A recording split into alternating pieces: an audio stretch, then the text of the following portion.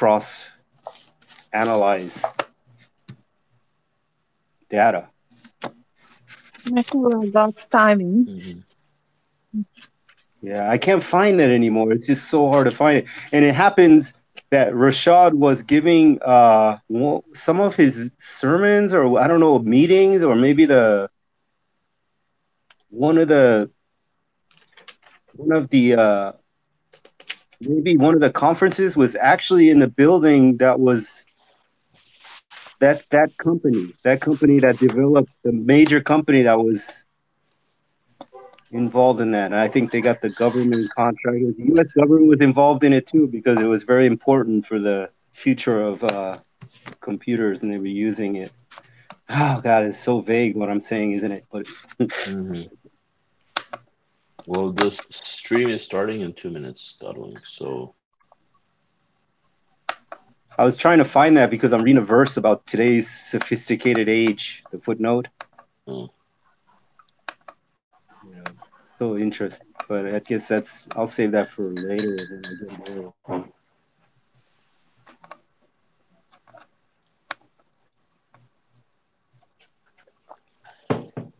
AEVQ by Rashad. Yeah, it's the four of us. Just the Fantastic four Four. of us. And then each one of us has angels on the left and right and front and back. Here we go. Jinn companions. Here we go. It's a lot of people. That's a lot of entities.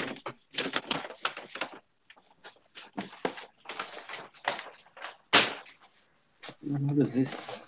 Can you guys see this when I put that like that? What? Yes. Your face? Yes. Okay. You can see your face, The yeah. text, can you read the text? We can see your face. No, He's holding I up could the see the writing. Quran. Yeah, I Yeah. could see the Yeah. writing. All right. Yeah. It's very clear, crystal Cool. clear. Awesome.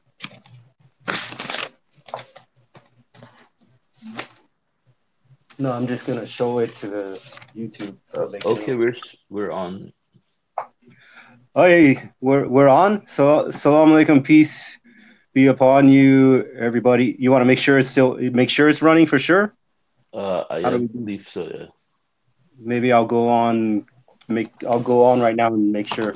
Uh, If I I can. I will can. check as well. I'm gonna see if I can hear it and make sure it's running. It's running. Yeah, Okay, yeah, we're on. yeah. It's on. Assalamu alaikum, everybody. We're going to do Quran study, God willing, right now. Just so you guys know, we're reading from the AEVQ Quran. It's the authorized English version of Quran, and it was written by Rashad Khalifa. And here I'm going to show you. This is like an old copy I have. There's different covers, but this is the. Can you see that authorized English version of Quran? This is what we're reading from. You can go online and get the Quran version online from some websites like submission.ws or the Tucson Masjid. You can read it. Or the app. There's an app you can get this Quran. But this is the Quran we're reading from, the AEVQ. And like I said, it was by Rashad Khalifa, who was the messenger of the covenant. He's the messenger of God. Sorry if that was a little too much for you to handle at the beginning, but be patient and be tolerant and look into it before you make a hasty decision. But if you want to follow along, you should read that version. It'll be helpful.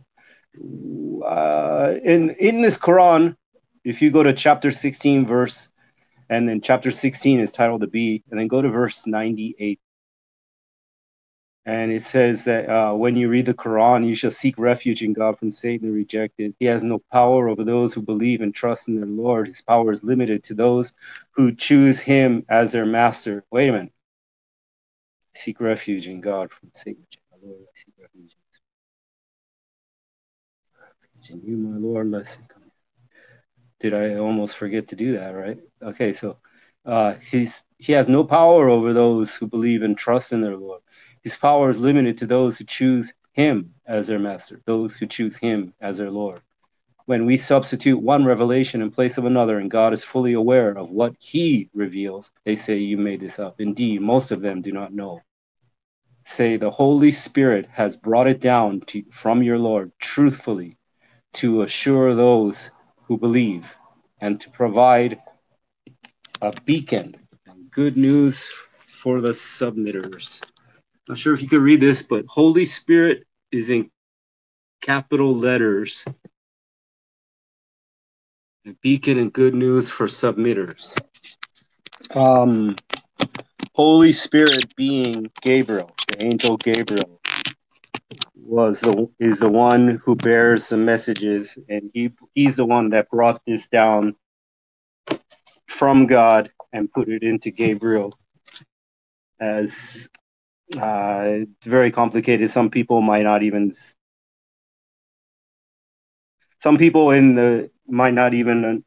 know where that is in the Quran, but this is saying that Gabriel brought it down and put it into Muhammad. But Muhammad was taken as high as he can go, and then to bridge the gap, Gabriel came down and put it into him, and then Gabriel also mediated when it was being released. So yes, before we read the Quran, we should seek refuge in God from Satan.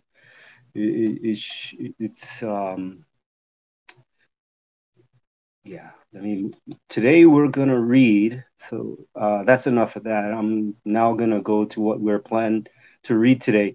What we do is we have a reader who reads, and then after the reader will read verses, and you read along, and then the reader will discuss talk about the verses, and then after this a certain amount of time we'll end the reading session, and then it'll be open group discussion for everybody to discuss the verses that we have just read. But for the reading part, it's just the person who's reading. And then so today I'm the reader, and we always alter different readers. And then at the discussion, after that, we'll start the discussion portion. And if you guys have anything to say on YouTube, you can post comments. Hopefully, God willing, somebody will mention it or comment back to you, or we might mention it on here, as long as it's civilized comments. So what we're going to read today, we're going to continue from last week, chapter 10. And last week they left off on verse 12 was the last verse they read. And then so today I'm going to start reading from verse 13, God willing. But let me do a quick rehash of what was read last week. Just, it's a good memorization tactic. I'll start from 7, and I'm not going to talk about those. I'm just going to read them real quick. Preoccupation with this world. Those who are not expecting to meet us are preoccupied with this worldly life and are content with it and refuse to heed our proofs. These have incurred hell as their ultimate abode as a consequence of their own works. God guides the believers. As for those who believe and lead a righteous life, the Lord guides them by virtue of their belief. Rivers will flow beneath them in the gardens of bliss. Their prayer therein is, be you glorified, our God. Their greeting therein is peace, and their ultimate prayer is, praise be to God, Lord of the universe. If God hastened the retribution incurred by the people, the way they demand provisions, they would have been annihilated long ago. However, we leave those who do not believe in meeting us in their transgressions blundering.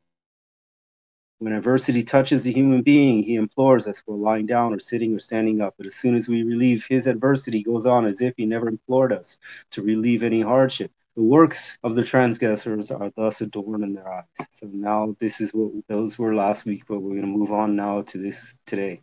Lessons from the past. So I'm going to start verse 13.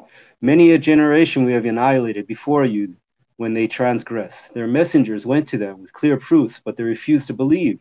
We thus requite the guilty people. Then we made you inheritors of the earth after them, to see how you will do. Now it is your turn. Every letter calculated and divinely designed. 15. When our revelations are recited to them, those who do not expect to meet us say, bring a Quran other than this, or change it. Say, I cannot possibly change it on my own. I simply follow what is revealed to me. I fear if I disobey my Lord, the retribution of an awesome day. The word Quran is mentioned in the Quran 58 times, but since this verse refers to another Quran, like the verse is actually saying another Quran, so this one wouldn't be counted in the calculations. But this is talking about the Quran has a mathematical code in it, and is talking about how every letter and every word is been divinely guarded, and you can count the letters, and even the word Quran has been counted to be in the the word Quran is in the Quran 58 times, but this verse talks about a Quran other than this Quran, so that's not talking about this Quran, so it's not included in the count. So you end up with 57. This Quran is mentioned 57 times, which if you divide that by 19, 19 goes into it three times. So it's divisible by 19, and 19 is the code, the mathematical code in the Quran. So let me go on. Let me go back to reading the verses. 10:16. Say, had God willed, I would not have recited it to you, nor would you have known anything about it. I have lived among you a whole life before this, and you have known me as a sane, truthful person. Do you not understand? Who is more evil than one who fabricates lies about God or rejects his revelations? Certainly the transgressors never succeed. They worship beside God idols that possess no power to harm them or benefit them. And they say, these are our intercessors at God. Say, are you informing God of something he does not know in the heavens of the earth?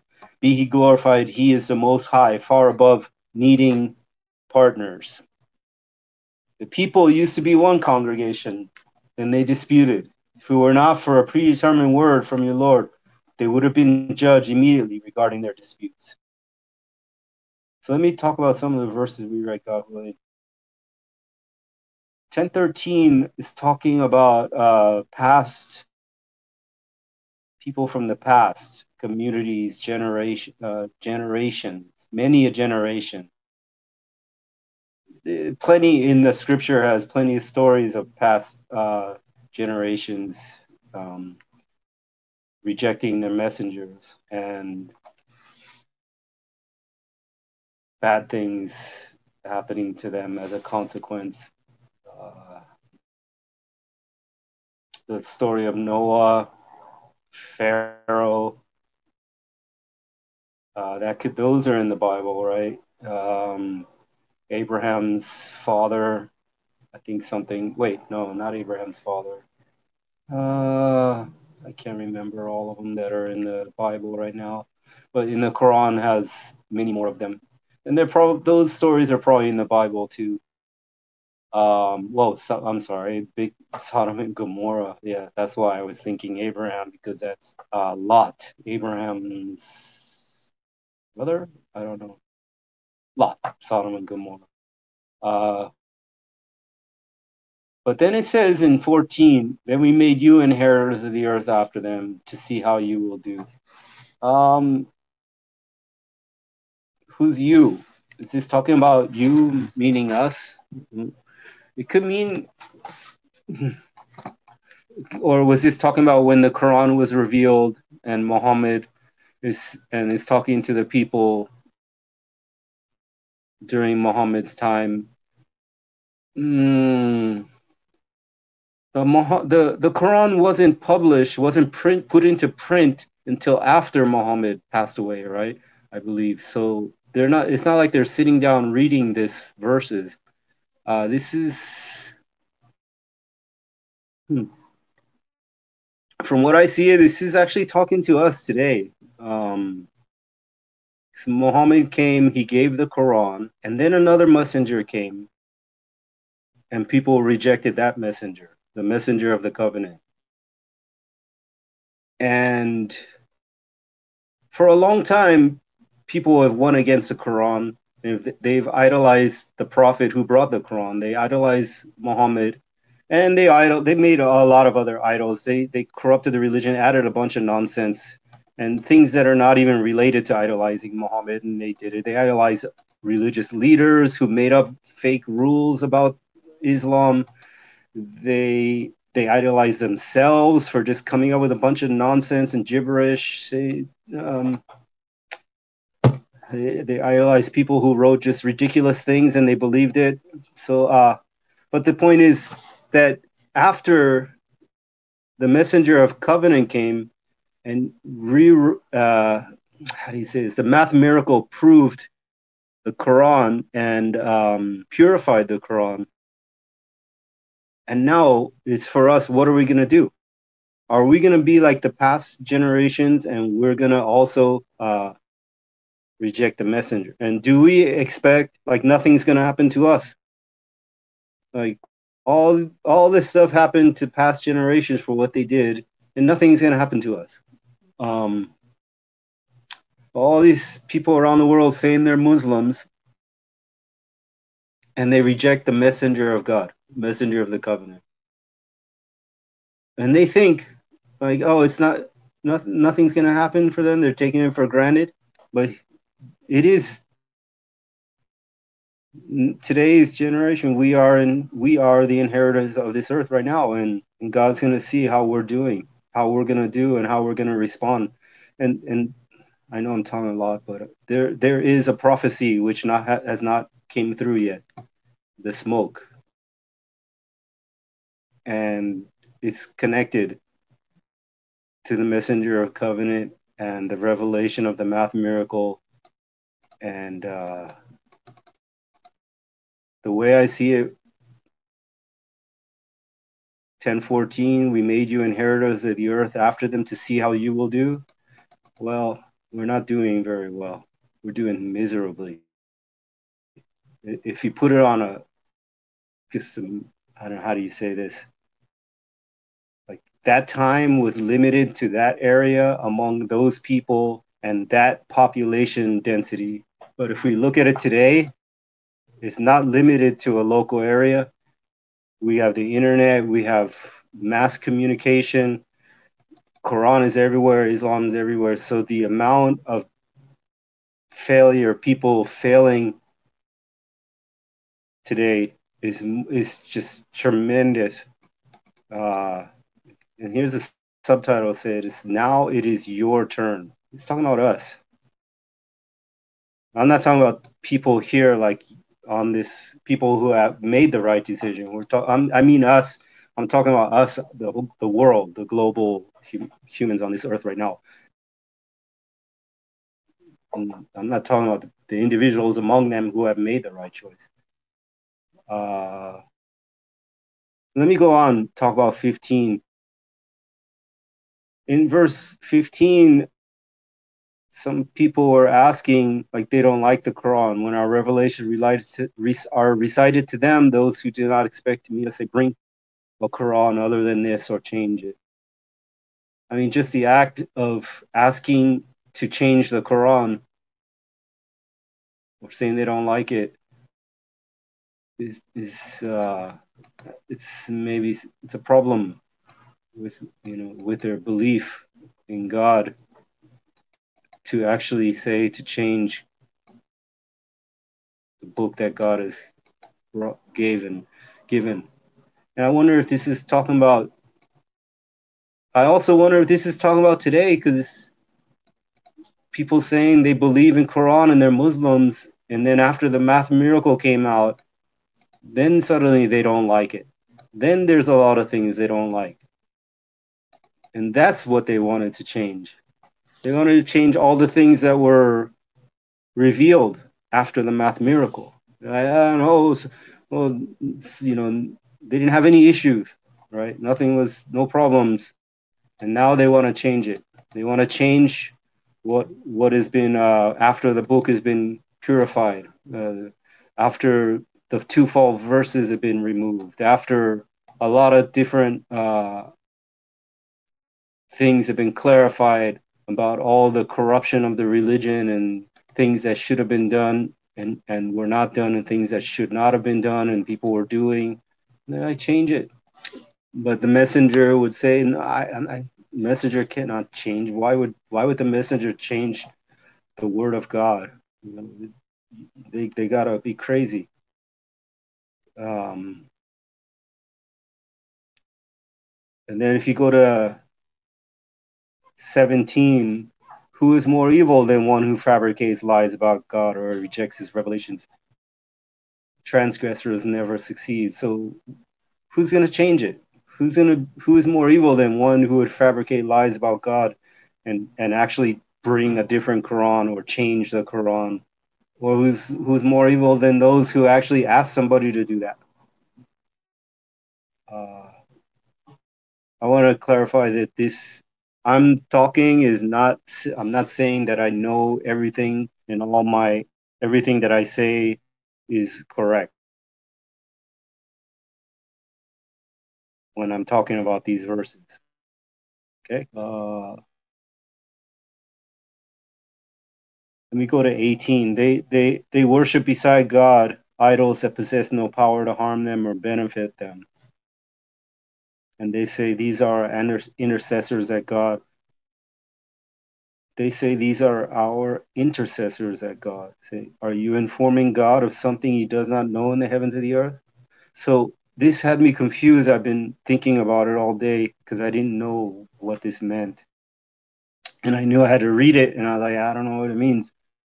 And I kept repeating it in my head. And I just thought, if God is doing his judgment, while God is doing his judgment, that some entity is going to come along and correct God, as if God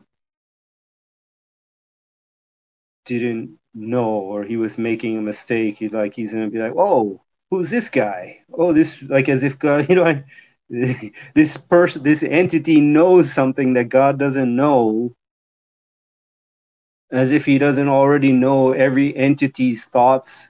So there could be no entity that knows something that he doesn't know, because he would know that entity and he would know that entity. I don't know. I'm just guessing. Maybe that's what it means, but I'm not certain. But he doesn't need, it says he doesn't need any partners. So he doesn't need any corrections or any help in his judgment. No intercessors are necessary. God's judgment is correct.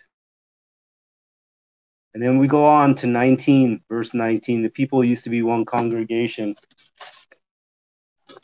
Then they disputed. So this verse,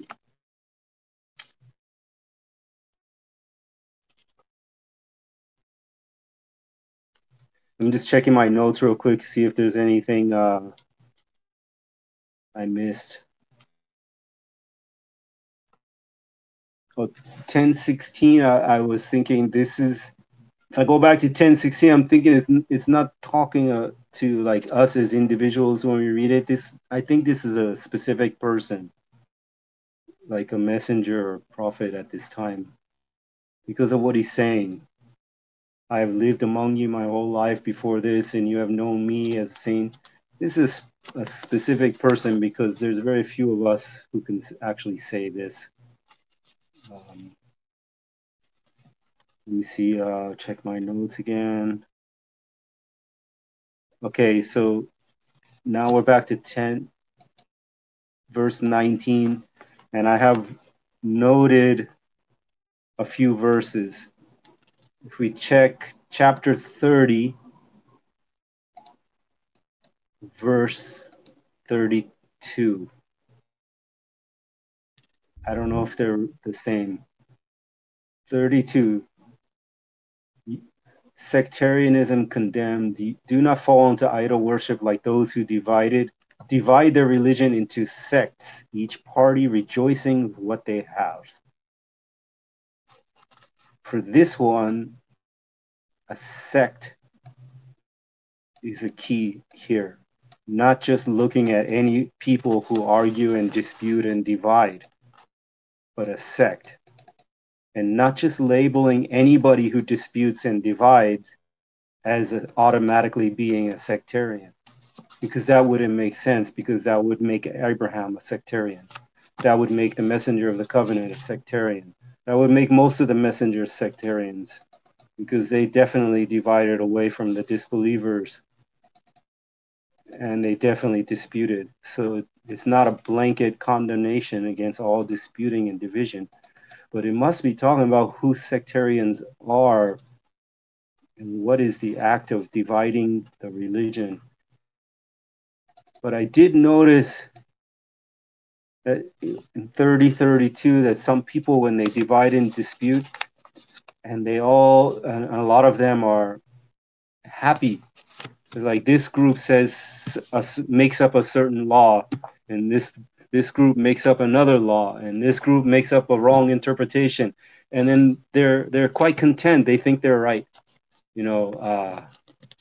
A group would say, no, adultery is only married people, and fornication is unmarried people, and it's not as bad as adultery. And so they're happy with that interpretation. And they, if they run off, maybe they'll even make a sect, they'll divide from other people because people don't like what they're making up. Because the fact is, you can only have sexual relations with those you're married to. You don't need your extra nonsense that you're adding and making adultery or fornication and married or unmarried. As if you're married to the person. If you're not married to the person, you shouldn't be having sex, and it doesn't matter if you're married or not. It's just a ridiculous nonsense. But if they don't like that, we don't like that, then they're going to get angry and divide from me because I don't like their ridiculous interpretation. And then there's a bunch of other stuff. They're going to make a law, and which is not in the Quran, and they're going to say, well, they're going to divide from me. They're going to say, this person's not a submitter. Or they're better submitters, and they're going to be happy. And the problem is, and I'm going to be happy. I'm going to be happy with what I got too. I'm going to be happy that I don't follow that person's nonsense interpretation of fornication and adultery and blah, blah, blah. And I'm going to be happy that I'm not telling people that they have to circumcise to be submitters. And I'm going to be happy not following all the nonsense. So I'm going to be rejoicing too. So the point is what? What's the point then? Who's the sectarian? Well, I guess to me, I just better make sure I'm correct. So when they're over there rejoicing, they better make sure they're correct and they're rejoicing in the right thing.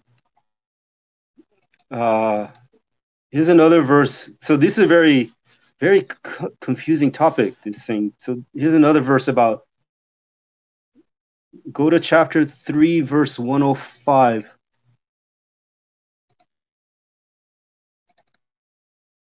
No, 3:103 through 3:105. Okay, believers are united. You shall hold fast to the rope of God, all of you, and do not be divided. Recall God's blessings upon you. You used to be enemies, and he reconciled your heart. By his grace, you became brethren. You were at the brink of a pit of fire, and he saved you therefrom. God thus explains his revelations for you, that you may be guided. Let there be a community of you who invite to what is good, advocate righteousness, and forbid evil. These are the winners. Do not be like those who became divided and disputed, despite clear proofs that were given to them, for these have incurred a terrible retribution. So there's a verse, 105, another talking about dividing and disputing. So we have clear proofs, a mathematical miracle, that this Quran is the guaranteed word of God, and it's all we need, because in this guaranteed word of God, God says this is all we need and we shouldn't add anything that's not in here. So who's going to be the one that divided despite the clear proofs and disputed and added some regulations? Who's the one? Or is it me for saying something? For saying, no, let's stick with the word of God. It has been proven. So anyways, we'll go on. Let me read another verse. 488, and it seems to be on this topic too. Chapter 4, verse 88. How to deal with hypocrites. Why should you divide yourselves into two groups regarding hypocrites among you? God is the one who condemned them because of their own behavior. Do you want to guide those who are sent astray by God? Whomever God sends astray, you can never find a way to guide them. They wish that you disbelieve. If they have disbelieved, then you become equal. So if some people are disputing against doing something against what we're supposed to do, we shouldn't divide with ourselves because of that person. Like, let them, they're going to do what they do, but don't. So there's somebody who's doing something wrong and somebody who's not. Well, we have this is a group. There are two groups. We have the group of submitters, and then there's somebody who goes wrong, a hypocrite, we'll say, whatever they're doing. And then how does the group get divided because of the hypocrite? Somehow somebody, the way I see it, is going to like this person, and they're going to divide, and they're going to join that person and fight against the group for that person. And then the group is going to become divided because of the hypocrite. And it should not be. It's like, if that's what he's going to do, that's what he's going to do. Don't divide yourselves. You got to be like bricks in a wall. That's the other verse. Eh? Why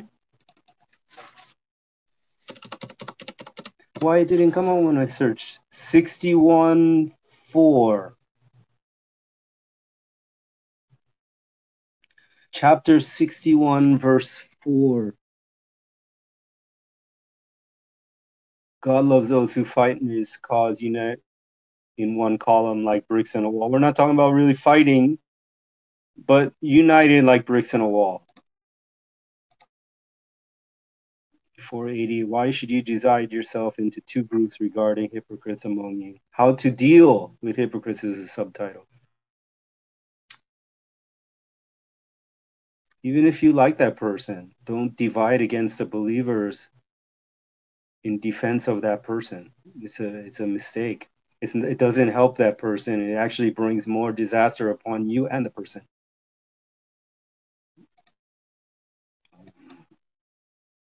Anyway, so these are all the topics, some further verses I was finding.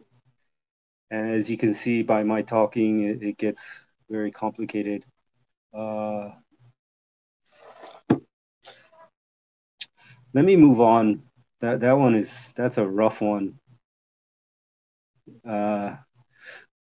Miracle. I'm gonna go back to the regular reading, chapter 10, verse 20. They say, how come no miracle?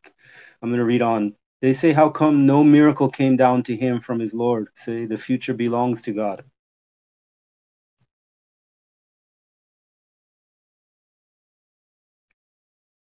So wait, and I am waiting along with you. This is about the miracle of the Quran is to be unveiled after Muhammad. In retrospect, we see now that the Quran's miracle, indeed, one of the greatest miracles. And you can look at chapter 74, verse 30. One of the greatest miracles was divinely predestined to be unveiled 14 centuries after Muhammad. View of the current condition of the traditional Muslims. If Muhammad had been given this miracle, those Muslims who are already idolizing Muhammad beside God would have worshipped him as God incarnate. Additionally, this miracle is obviously designed for the computer age and to be appreciated by mathematically sophisticated generations. So today's idolatry, the people who call themselves Muslims and their idolatry of Muhammad. Imagine if he was the one that brought the math, if he was the one to unveil the math miracle too, it would be so much worse. And it would be a pretty harsh thing for the religion. But it's very smart to have it separated from Muhammad this way. But there's so much more to it. Interesting that Muhammad was the one who wrote it down, and then it was put into print for over 1400 years, and nobody knew it was there. Nobody could figure it out. There's part of it connected to the miracle and the code, the mathematical code in the Quran. It's there. People saw it, but nobody was ever able to know what it means. What we're talking about is, let me see if I can. Let's go over here real quick. There's a lot of the chapters of the Quran start with these letters. Can you see that, guys? A-L-M, that's chapter 2. Let's see, chapter 3. Is chapter 3 have initials too? Chapter 3 has another initials, A-L-M. Which is the one that has a lot of initials? Chapter 19 has K-H-Y-A-S. Kaf Chaya Ein Sad.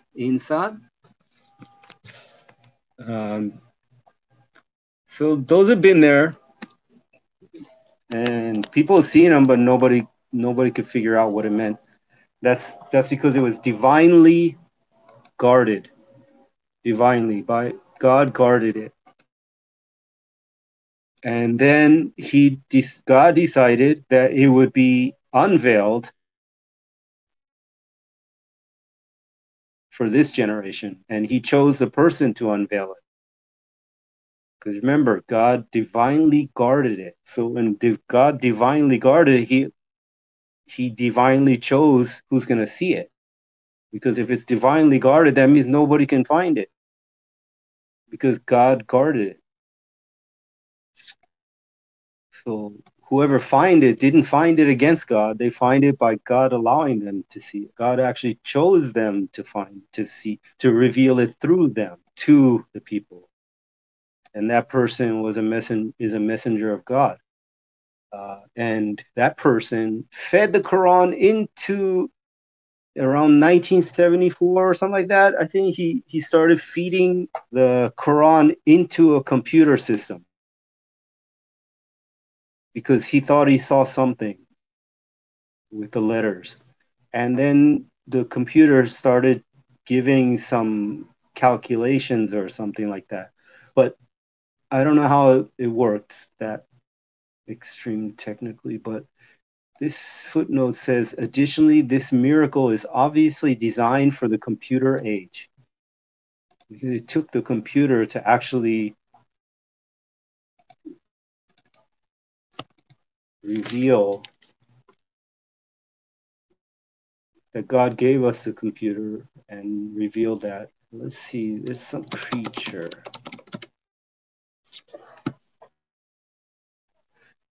Where's the one about the creature? There's a verse in the Quran that says the computer will be used to reveal the miracle. Thank you, Judith.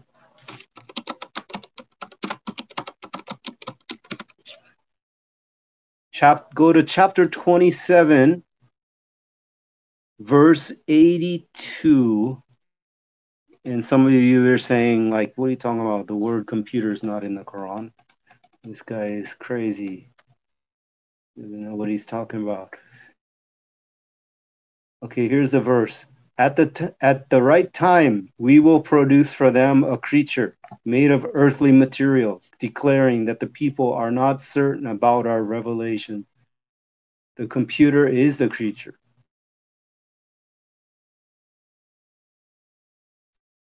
The computer was required to unveil the Quran's mathematical miracle, and it proved that most people have discarded God's message. The verse doesn't say computer, but it says creature. But God's not going to put the word computer in the Quran during the time of Muhammad and then have people come up with all kinds of innovations of what the word computer means. Oh my God, can you imagine the things they would have made up? So he chose the word creature. Interesting though, but creature. As if it has an intellect, has reasoning and cognition, whatever. 10,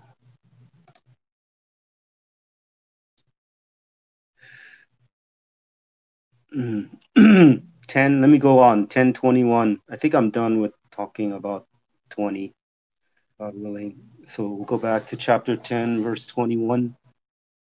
Rebellious. Humans are rebellious. When we bestow mercy upon the people after adversity afflicted them, they immediately scheme against our revelation, say God's scheming is far more effective. For our messengers are recording everything you scheme. He is the one who moves you across the land and sea. You get onto ships and they sail smoothly in nice breeze.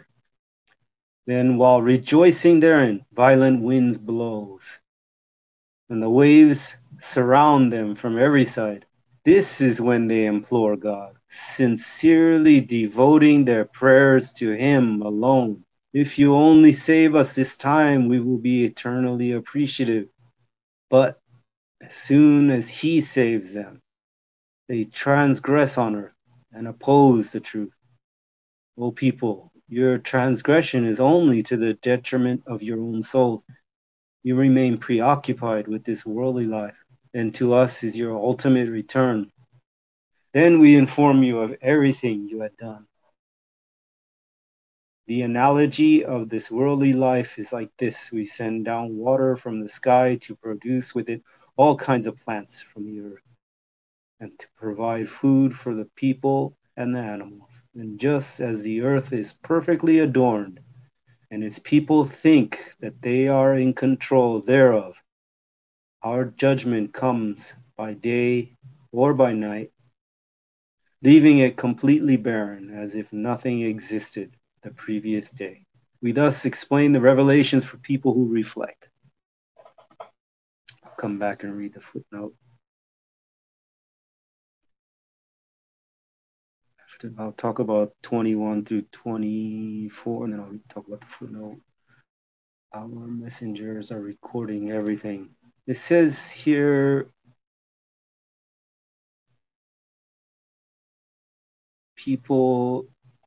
God helps people, has mercy on people and helps them because adversity had afflicted them. But afterwards, they schemed against our revelation. Then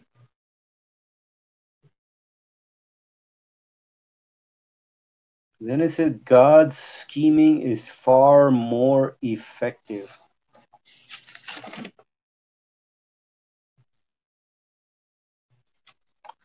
Let's look at chapter 7.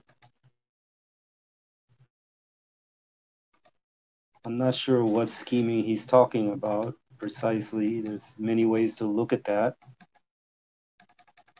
Go to chapter 7, verse 182.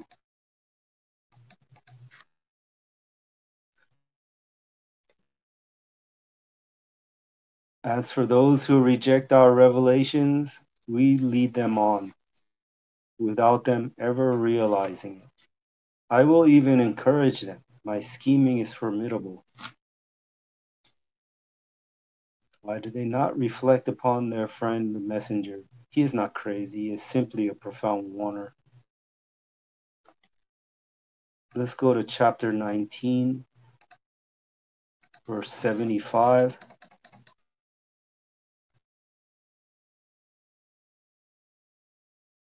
Say, those who choose to go astray, the most gracious will lead them on, until they see what is promised for them, either the retribution or the hour. That is when they find out who is really worse off and weaker in power.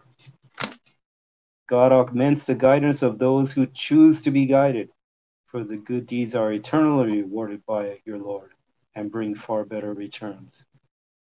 Have you noted those who rejected our revelations and said, I will be given wealth and children? Let's go to chapter 68, verse 44.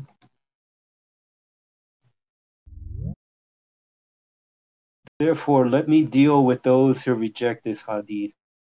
We will lead them on whence they never perceive, and I will give them enough rope. My scheming is formidable. This is talking about Quran, not the hadith books. It's this Quran, but he calls it a hadith. There's the one he calls a hadith. What hadith is better than this hadith, right? Which hadith do you choose instead? So this is referring to the Quran, but it has the word hadith. But it's not talking about the books of hadith, by the way, at all. Let's go to chapter 2, verse 9, God willing. By the way, that's not talking about the books of hadith, and the books of hadith are condemned by God. He condemns them by name. And then not only did God condemn them by name, but then they actually wrote the books and named them the name that God condemned them by name. I mean, how dumb. But anyways, sorry about my language. Chapter 2, verse 9. In trying to deceive God and those who believe, they only deceive themselves without perceiving.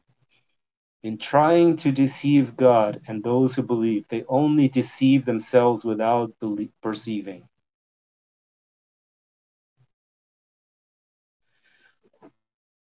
Then there are those who say we believe in God on the last day, while they are not believers. In trying to deceive God and those who believe, they only deceive themselves without perceiving. In their minds is a disease, consequently God augments their disease. They have incurred a painful retribution for their lying. When they are told, do not commit evil, they say, but we are righteous.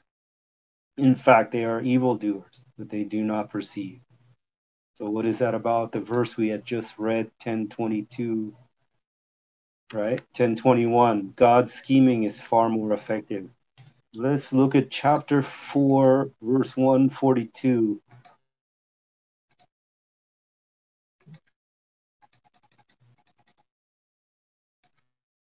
Chapter 4, verse 142. The hypocrites think that they are deceiving God, but He is the one who leads them on. When they get up for the contact prayer, salat, they get up lazily. That is because they only show off in front of the people, and rarely do they think of God. This is not talking about anybody like maybe they stayed up late or they're working hard or they have some illness or whatever problem they may have that they're actually tired in the morning. It's talking about people who are lazy to do their salat, especially in the morning, which is because they're really enthusiastic when other people are around. Because they're only showing off. They're not really submitters. So if they're only showing off, then when dawn comes, there's nobody to show off to. They're not going to want to get out of bed, definitely. Unless you're standing there for, to give them for them to show off to you.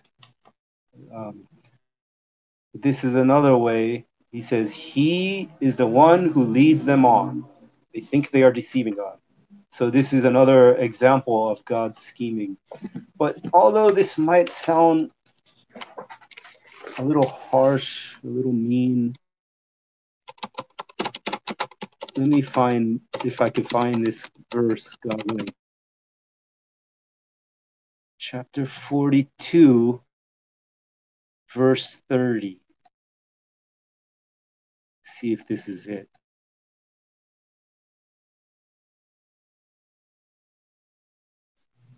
Anything bad that happens to you is a consequence of your own deeds, and he overlooks many of your sins. The subtitle says it's only a consequence.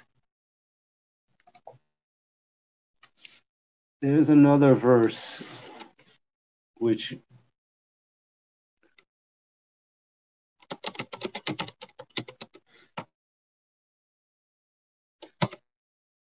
have you noted those who receive a portion, how they choose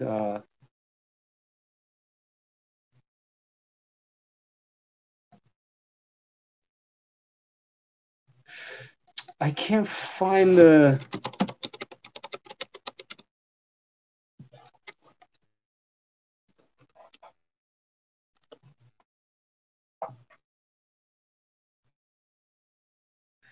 what I'm going to try to say it, but I can't remember the precise verses. But these things, God's scheming, is a consequence of their, and the consequence is,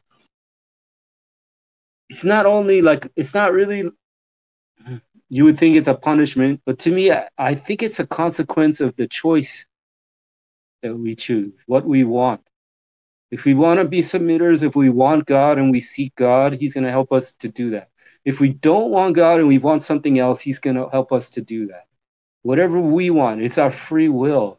God does not want robots. We have to choose God with our heart and our free will.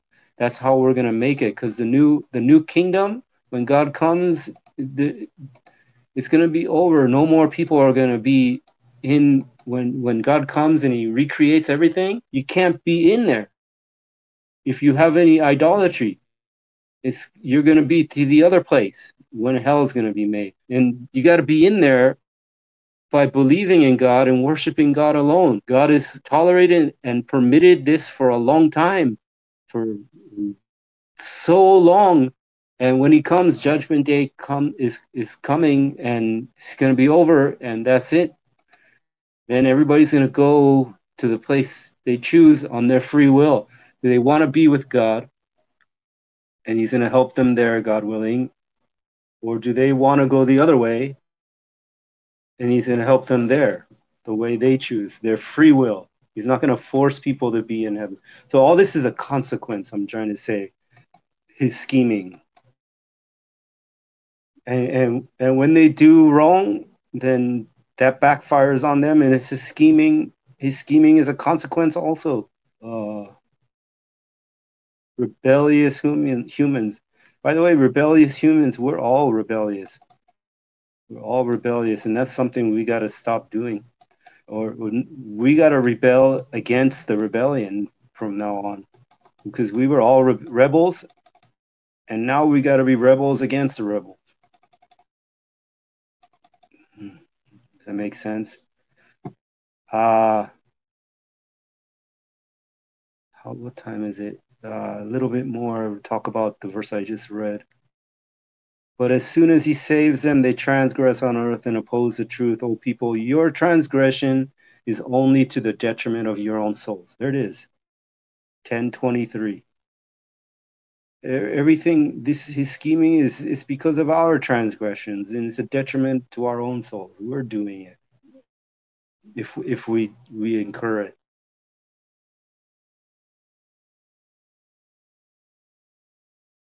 10:24, it's funny, 10:24, I thought that this was saying that the judgment day God's gonna come at sunset or dawn, because that's when the earth is, that's when it's gonna be half day and half night, so it's gonna be either sunset or dawn. But then somebody told me, well, if you look at the globe, it's always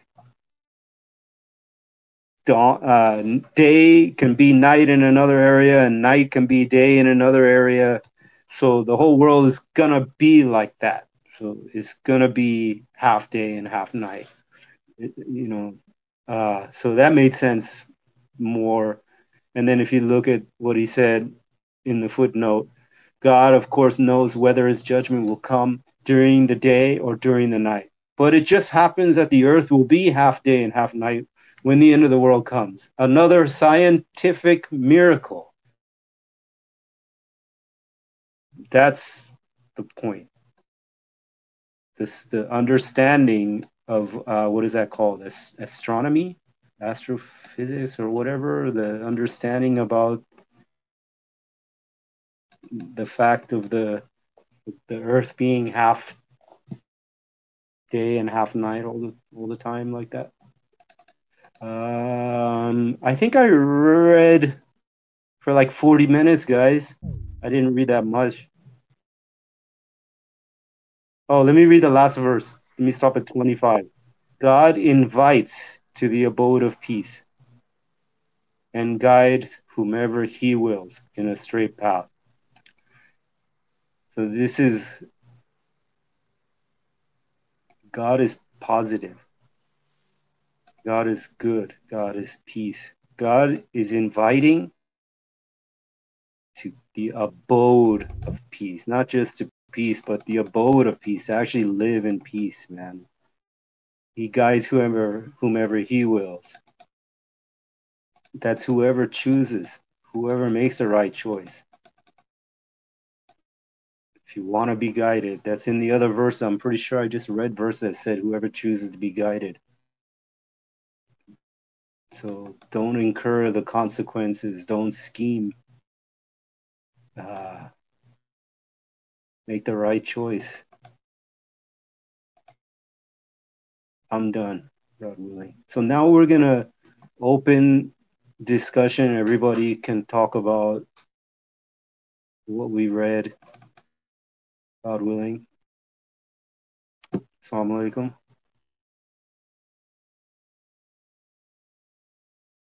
Uh-oh. Don't tell me nobody's there. I've been talking to Thank myself you, for an Edward. hour. No, Oh. Assalamu alaikum. Thank you, Edward. Masha Allah.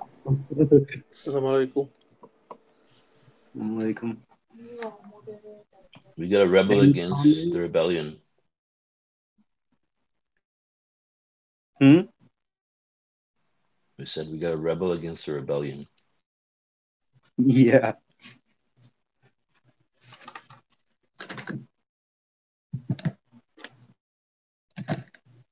That's what we're doing.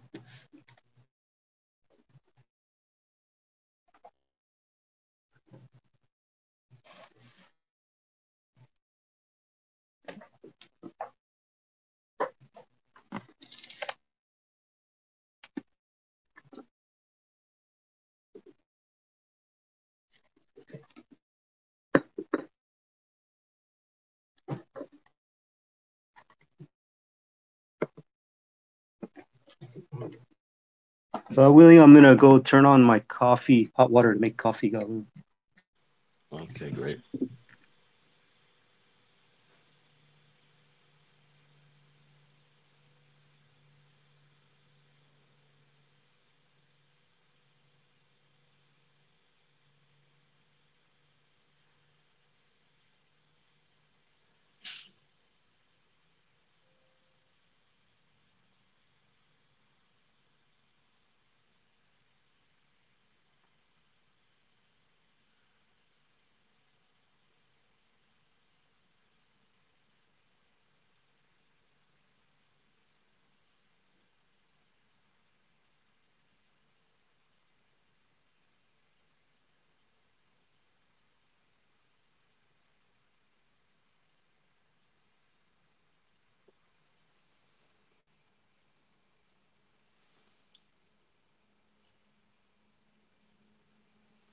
Okay. Anyone has any comments or questions about the verses Edward read? He read from 10:13 to 10:25 for those who just joined us.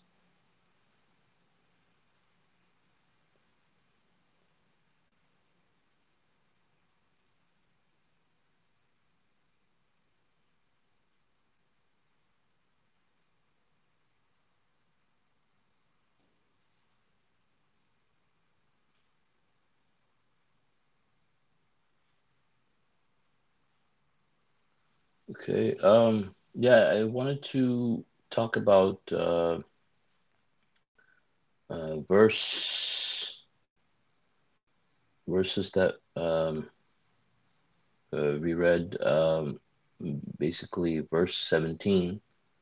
We're reminded again that who are more evil than those who fabricate lies about God or reject his revelations.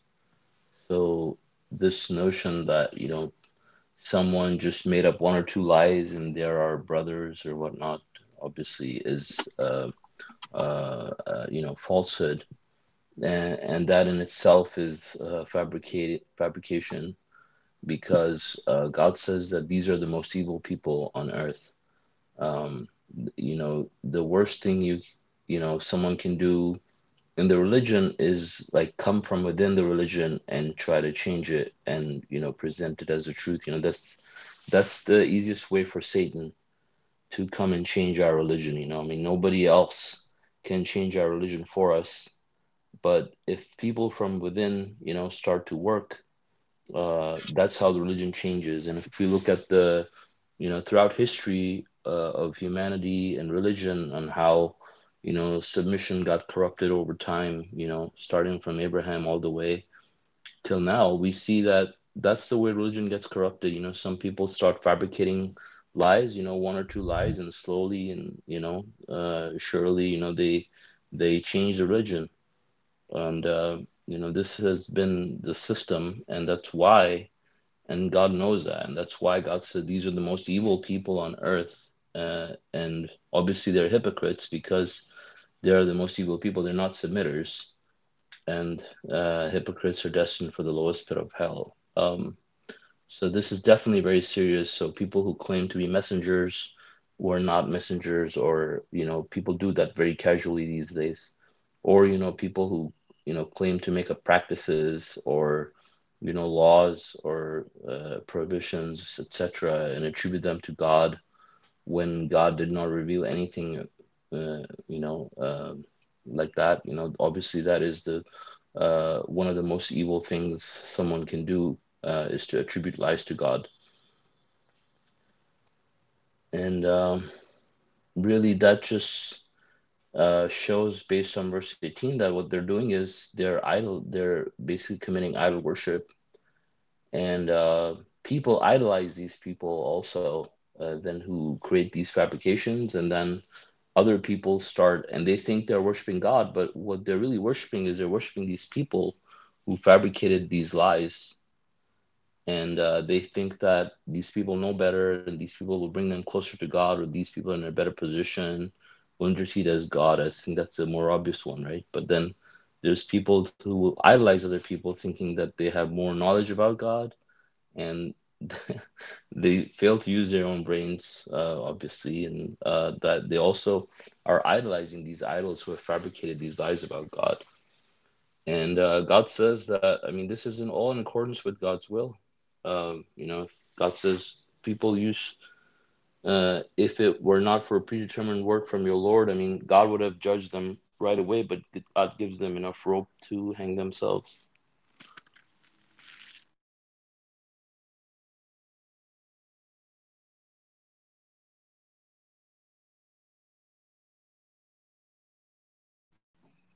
And these are all lessons for us from the past, so we can learn, as the subtitle says for verse 13.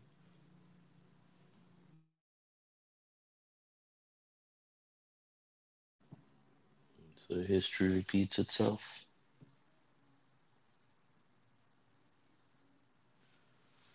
Salāmun Alaykum. I want to add to that. Verse 13 says, lessons from the past. What does the verse say? It says, many a generation we have annihilated before you when they transgressed.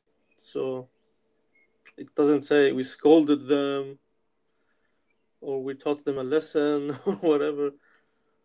You can't teach a dead person a lesson, basically. And it's entire generation. It's not a community. It's not a nation. It's an entire generation. Anyways, what I wanted to do is connect this verse with the other verses. More specifically, it says in 17, as Suleiman reminded us, who is more evil than one who fabricates lies about God? Who is more evil? Okay, more evil. How God is defining the most evil thing the humans can do, and that is fabricating lies about God. That's the ultimate evil. And it connects back to verse 13. I mean, they're all connected, the context. It says, many a generation we have annihilated before you when they transgressed. That's exactly what it's talking about. Why did God send and the verse continues, their messengers went to them with clear proofs, but they refused to believe. We thus requite the guilty people. They are guilty of fabricating lies about God. Therefore, God annihilated that generation and is telling us and people in the future and whatever, what will you do better? Basically, that's the question. Will you do better?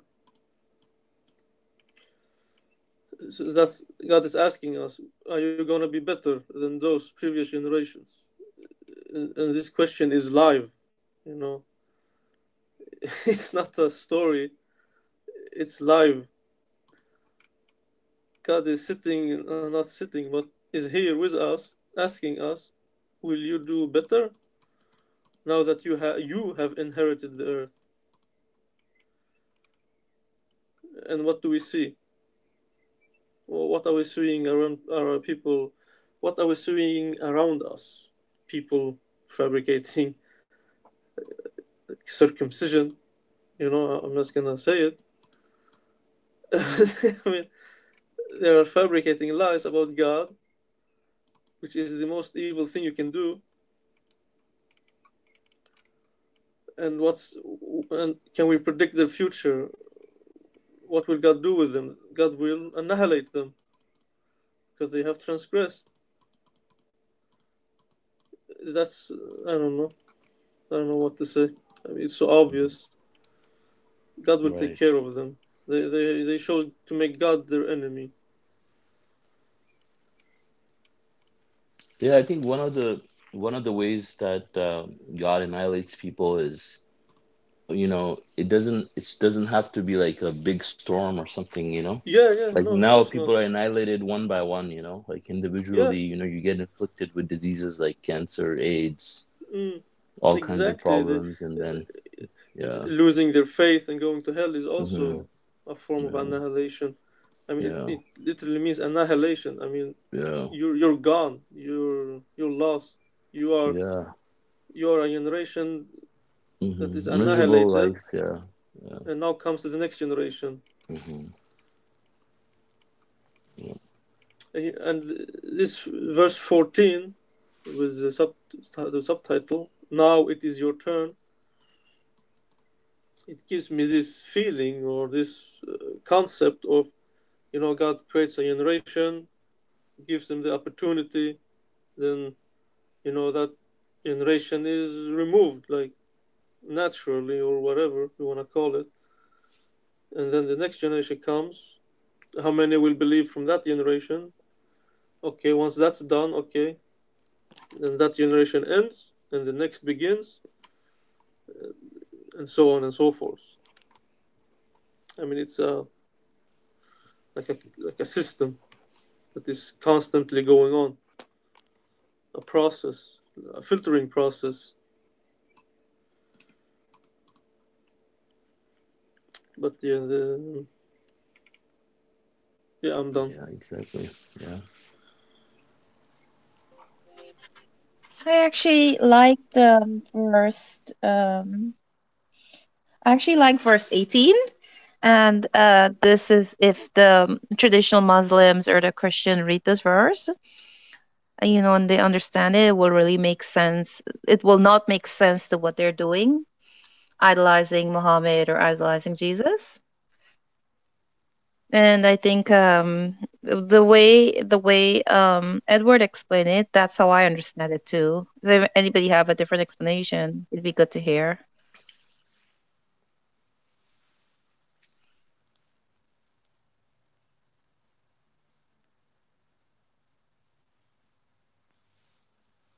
I'm sorry, I don't understand the question. Oh, I said I liked verse 18, Mm-hmm. and I said if traditional Muslims thinking, if they read this verse and they understand, they would see how insane it is to have Jesus or Muhammad as an intercessor. And also, what I said was the way when Edward explained that verse, the way he understood it is how I understood it. However, if anybody have a different explanation, I'm open to hear that too.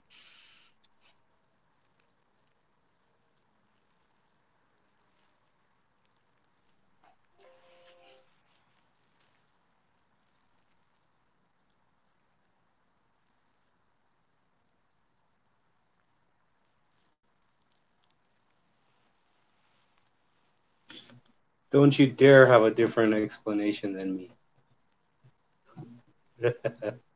I'm kidding.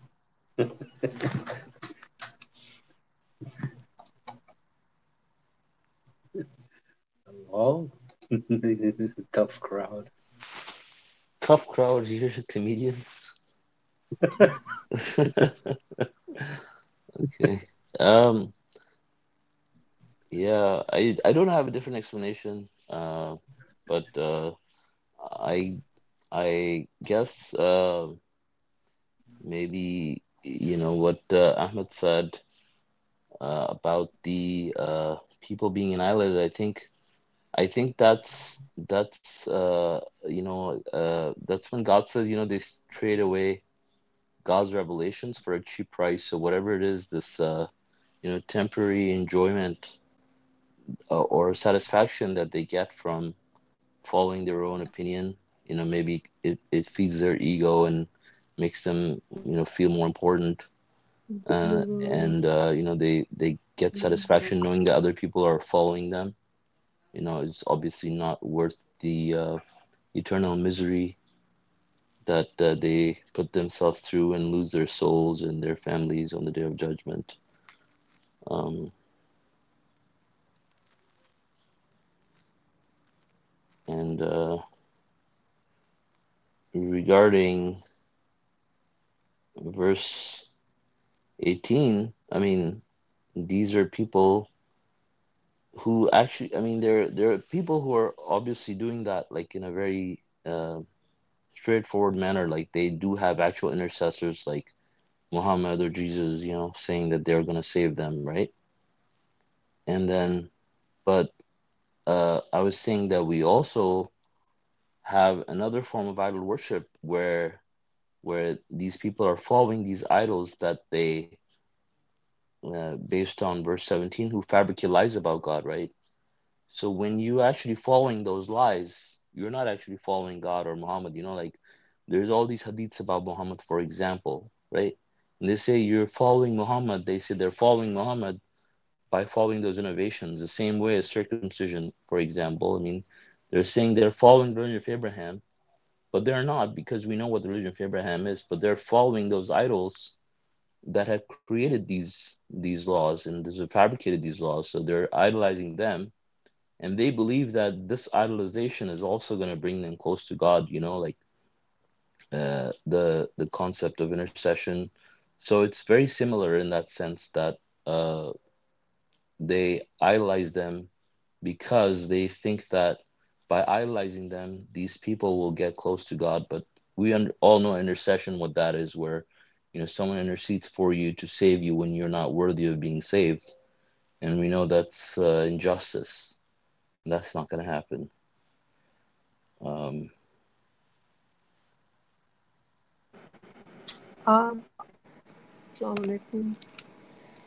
I would like to expand a little bit on the part where God says, verse 18, you know, Bismillah wa shaitan. Bismillah. They worship beside God idols that possess no power to harm them or benefit them. And they say these are our intercessors at God. Say, and God is telling us about the future, basically, what will happen, or even happening at the moment, whoever is doing this. So they're talking to God and they're saying, these are our intercessors at God. And then God says, say, are you informing God of something he does not know in the heavens or the earth? Be he glorified, he is the Most High, far above needing partners. Now, the noteworthy word here is be he glorified, he is the Most High, far above needing partners. Just imagine the thought of having, there is God, you know, with his immense, he's absolute, he's the only absolute God. He, he has absolute power over everything, control over everything, creator of everything. Um, all he has to do is say be and it is. And then this tiny little creation of him sitting right beside him as a partner. Just the imagery horrifies you, like how dare you would even say something and then tell it to God that part can anything be partner of God while nothing holds any power over anything. The only entity who holds any kind of power is God. Nobody can even move a next step without his permission. That's how absolute God he is. The meaning of God it is the deity which has power. And when we say La ilaha illallah, there is no other God beside God. And he has no partners. Wadullah Sharika. And he has no partner.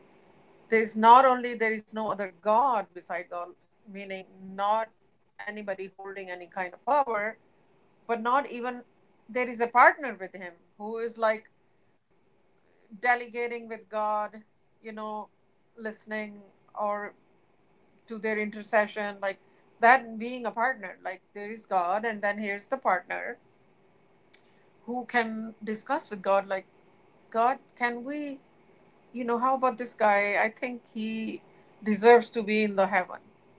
You know, not only that there is no other God beside God, meaning no other entity has power, but also there is no partnership either.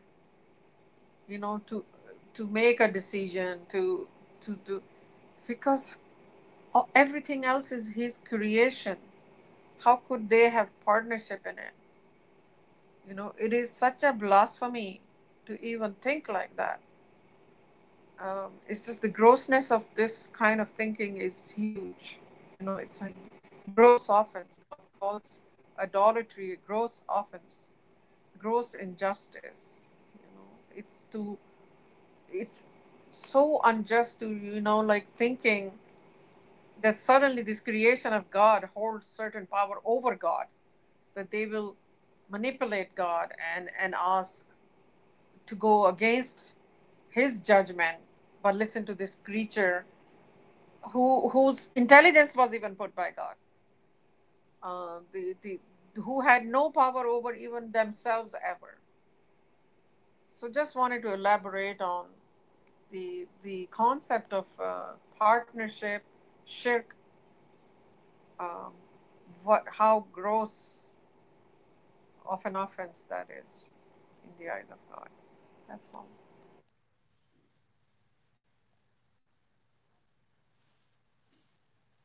Masha Allah, Sister Nidra, thank you. Masha Allah, praise God.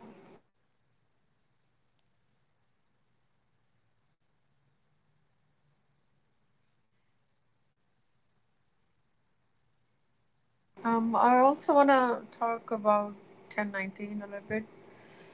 The people used to be one congregation, then they disputed. If it were not for a predetermined word from your Lord, they would have been judged immediately regarding their disputes. So every time a messenger would come, there would be just one congregation, right? Message has been all along just one, um, worship God alone, and that we are here for a test. Um, so there would be one congregation, and even now, if we take out the element of idol worship uh, and distortion, out of the previous scriptures and take out the hadith and everything, and then it is still one congregation. The all the messengers brought one message, but until God says, then they disputed. It all starts from a dispute. And what is a dispute? When the truth is disputed, you don't dispute falsehood. Falsehood is falsehood. Once the truth is disputed, the division starts happening. Somebody say, if God says all of our practices are in the Quran, then that's what it is. Those are the only practices we have. Whether some are mentioned with detail and some are not with detail. Sorry, somebody has their some. I there is a lot of distraction here. I don't know. Somebody's microphone is on.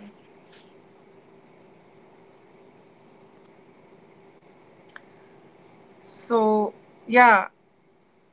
Now the dispute starts the the division of one congregation does not stay one congregation anymore, because the falsehood divides people. Obviously, we will all be united if we are all sticking to one source, one truth. There is only always one truth. The truth doesn't have branches. Oh no, this branch has a little bit of truth, and that sect has a little bit of truth, and that there is only one. Either it's right or it's wrong. There are no gray areas. So what happens is that whenever people bring something outside the Quran, that creates or uphold their own opinion over and above God and His messengers, that creates a dispute.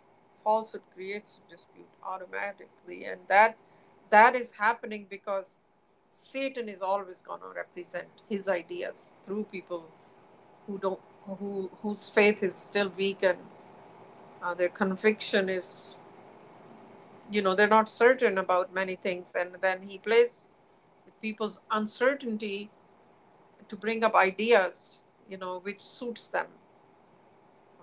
So it's always been the case, and it always will be.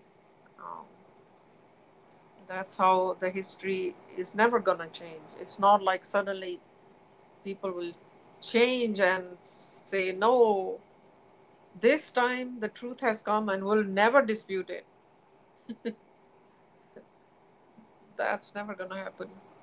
It's a sifting process. Our claims must be tested. God says, this is a complete book. This is a complete book. Period. Khalas. That's about it.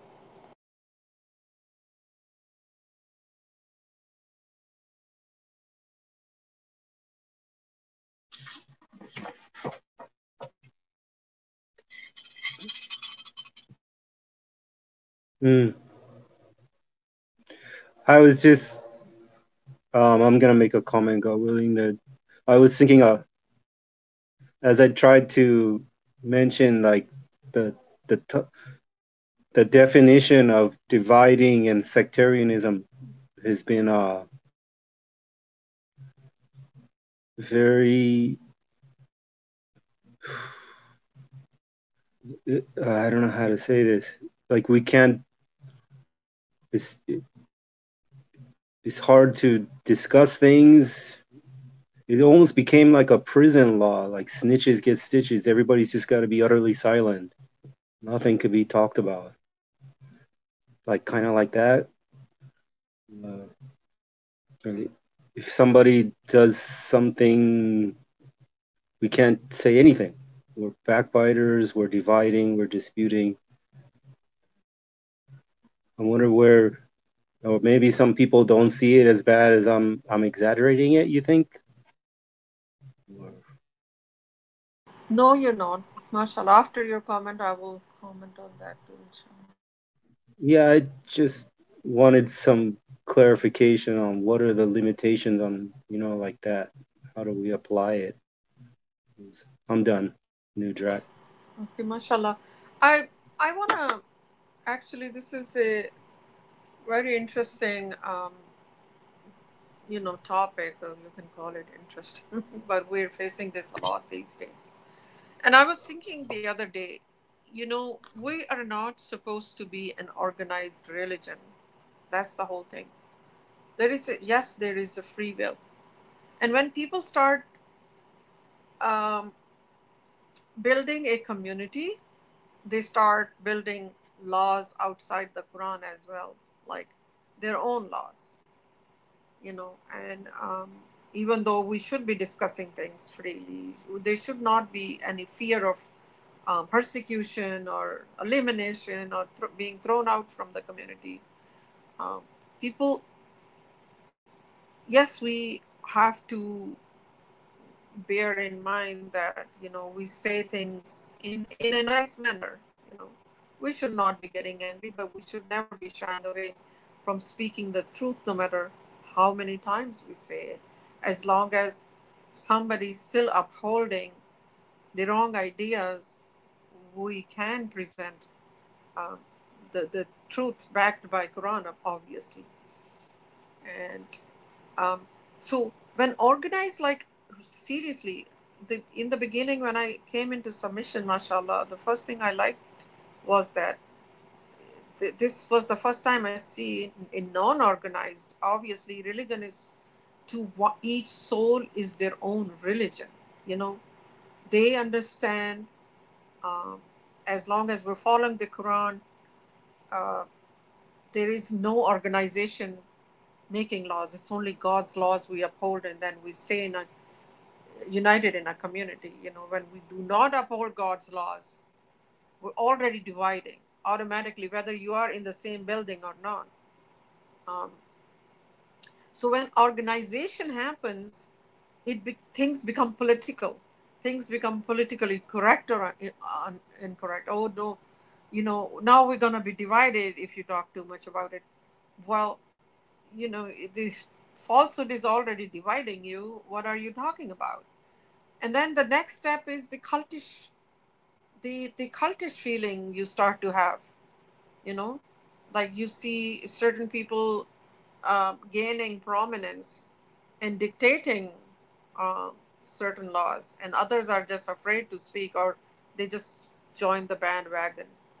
uh, so it's a very fine line to building a community which is fair and listens, and then suddenly cross the boundary. It can turn into an organized religion, where people have their own politics and whatnot. Just my 2 cents, that's all.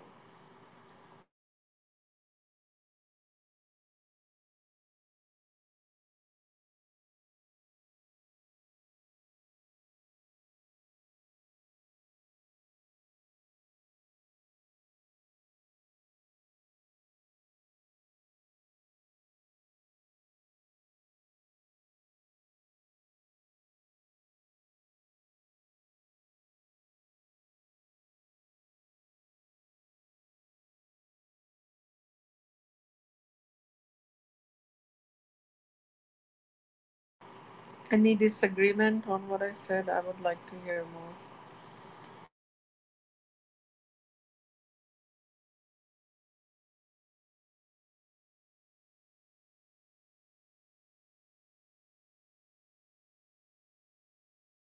Wow, so silent tonight. Is it because I did the Quran reading? No, People boycotting? bad word. It's every time it's different pace of the. Just I missed 3 Quran studies. I'm being boycotted already. Oh God. Ostracized. Don't think like that.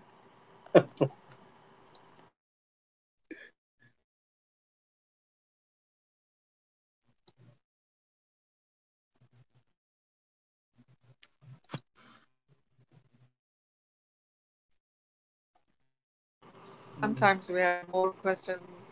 Sometimes it's kind of silent. Middle of the week.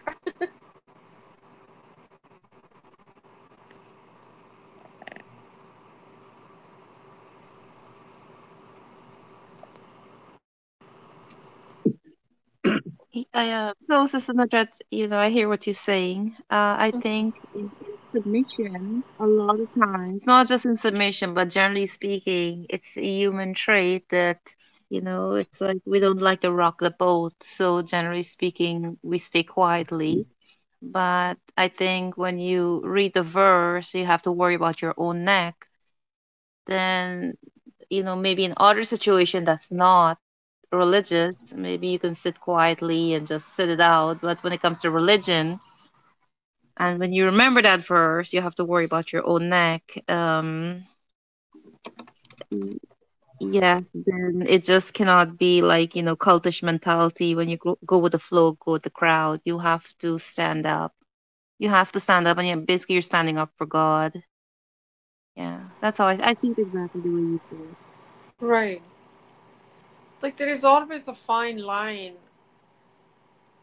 to be a united community, and suddenly you feel like you are actually in an organized religion and somebody's dictating certain stuff, and then suddenly some people just become completely, they don't care about that, and then, just we have to be always careful that it's only people's free will which has brought them to this community, to this religion, and there is nobody above anybody. God says they're always they're more knowledgeable above the most knowledgeable, even. So that's why nobody's knowledge should is going to benefit somebody else or harm them. It's for them, you know. And sometimes just knowledge is not enough. You might have all the knowledge, and God says, beside their knowledge, we can seal their understanding. You know that it's like donkey carrying a load of books.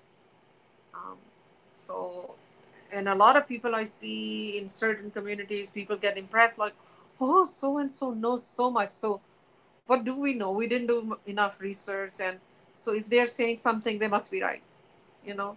And then people make them their idols. Like, okay, they're doing the homework. It's okay. I can just follow what they're saying. They must be right. So that's how when somebody with a lot of knowledge goes astray and uphold their own opinion, many people forget to use their own brains, and but these people influence other people, and they will have the share of misdirecting other people too.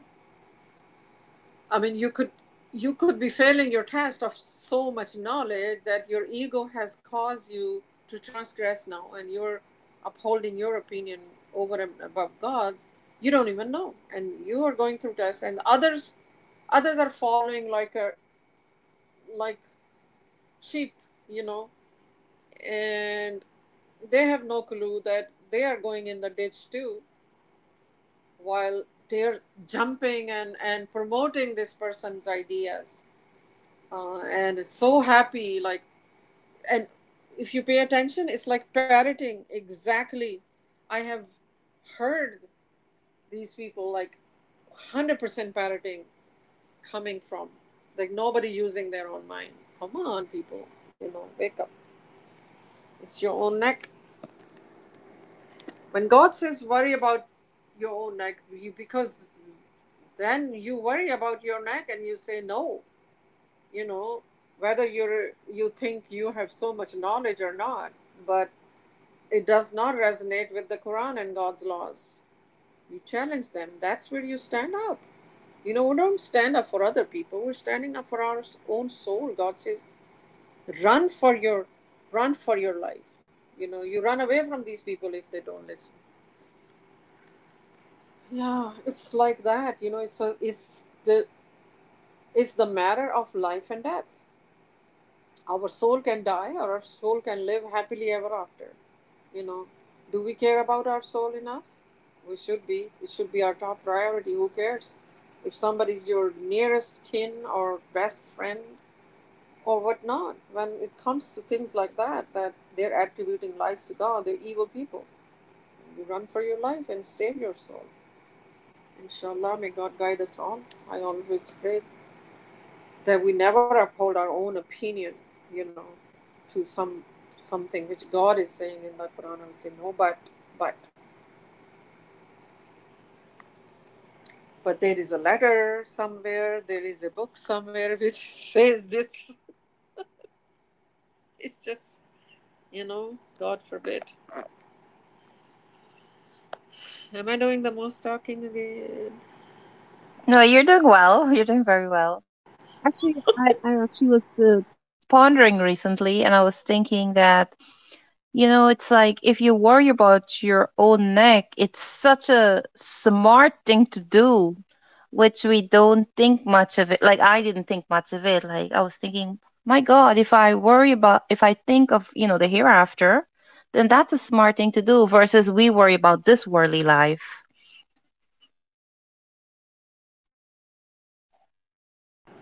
Yeah, no matter who we lose in the process, it's not worth it. Friendships, worldly friendships, or mere acquaintances, your reality, God says, if your relatives or your children or your spouse or the business you cherish is more um, important to you than God, then God has very harsh words after that. So when it comes to God, and we just don't do any compromise, inshallah, and that is worrying about our own neck.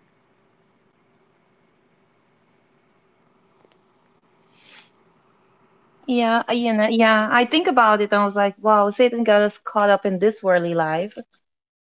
So we never worry about the hereafter. But yeah, that is what we should worry about the most.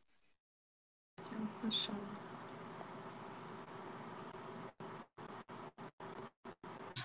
Look at chapter 21, verse 28.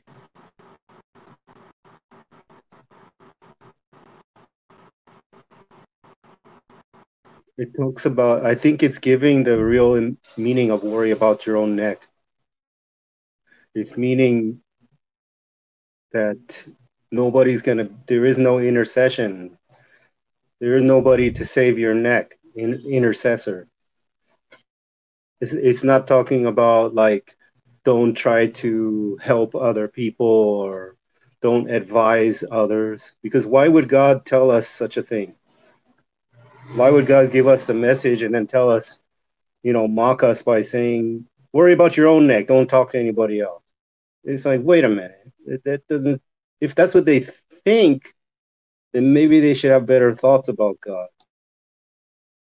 That's what I kind of felt. I'm sorry, does it make sense? Like, Read the verse again, Edward, please. Thank you. 21:28, because then it could be said to every messenger, worry about your own neck, you know?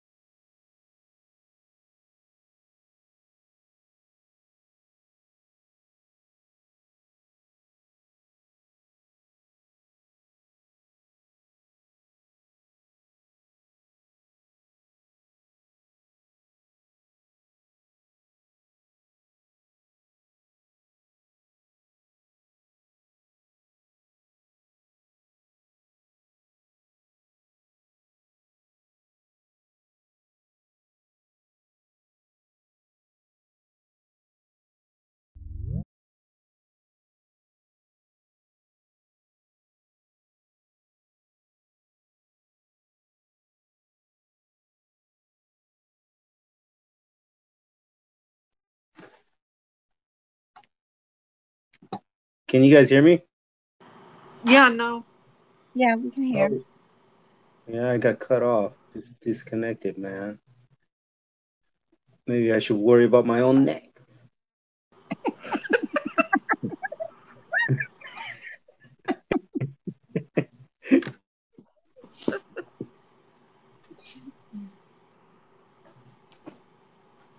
We actually worry. We do worry about our own neck.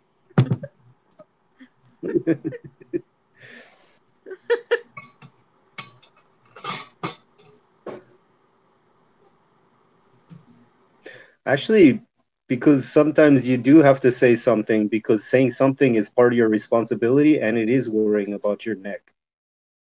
If Mm-hmm. you don't say anything, you're going to be blamed.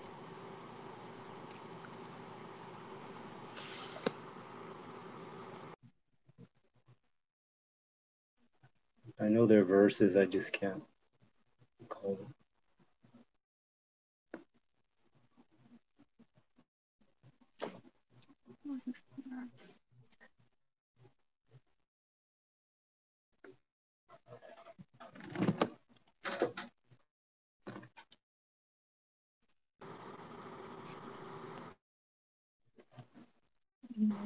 This brother Solomon's having a vow of silence today.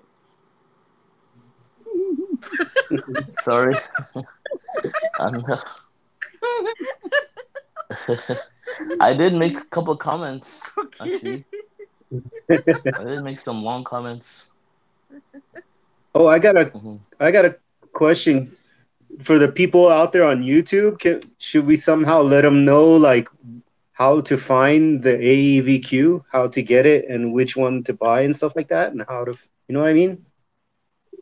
So they don't, or is that pretty much you think it's easy for everybody? Well, it's still on YouTube, right? Hmm. Yeah, I mean, if other people find out, it's great. But the thing is that for us as submitters, I mean, we're assuming, you know, people who are listening to the study are submitters and they know what the ABQ is, and we're reading from that. So, Well, I'm not assuming that at all. If I was uh, assuming that, I wouldn't be on YouTube because if they're already submitters, I don't need to be on YouTube streaming to the whole world. I'm on you. I joined this YouTube thing because I expected to be going to the whole world to people who are getting, by the grace of God, they're going to get this even for the first time. It's not just an exclusive club, in my opinion. It is exclusive, but it's an invitation to everybody. I think the website link is there, and we Is it? can make. Um, Awesome. yeah, under right, Solomon. You have a link there of your website, or I don't know. Turn this on. That's The cool. link for pen, the pen is there, but we yeah, yeah just have if the link to the pen, but not to the Quran. but it would be a good idea to have your website as well, Yeah. Solomon, Hmm. because Yeah. people can right away Also get the go Quran. there Yeah. and get more information. Let's say they somehow they come to this study There's Hmm. a and then they get curious, Yeah. user friendly. so they can get more information from that That's link, right. Yeah. inshallah. They could read Yeah. along. Roman. Also, there's a Russian translation out there, and there's a Japanese coming soon too, God willing, for everybody Oh, on YouTube. mashallah. Mashallah. I guess if they can contact God Alone TV, send a message, and find out how they can get a copy of the Quran too. Right? Yeah. Usually they. Yeah. Amazon. Yeah. It's available. Like people don't have trouble finding it once they start. Once they look for it. You know. Yeah, but even before that, like let's say somebody just listened to this, the at least a website which Hmm. has the Quran, which has audio videos, has so much Yeah. information that they can Yeah. It's a good easily. idea. First thing is that they go and ponder upon it more, and then Yes. they will have a need to. Oh, okay, where Hmm. can I find a Quran now? a copy. Yeah. Well, Solomon's being coy. He doesn't want to say. Oh, it's right there. It said submission.ws. It's there. Yeah, and on there they can get Qurans, right? Okay, okay, No, they Mm-hmm. can't. mashallah. Can Yeah, At they? they least they can. can read Quran. They can They read can. Quran. Yeah, they can download them. Yeah, Oh, they download. can download and read it directly. Mm-hmm. Yeah, Yeah. and Hey, Salman, I can just tell you our experience. So for like X number of years, right, we were on submission.org, and maybe God